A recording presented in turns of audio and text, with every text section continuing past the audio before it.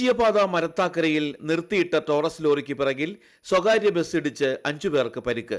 ശനിയാഴ്ച രാവിലെ 7 മണിയോടെയായിരുന്നു സംഭവം.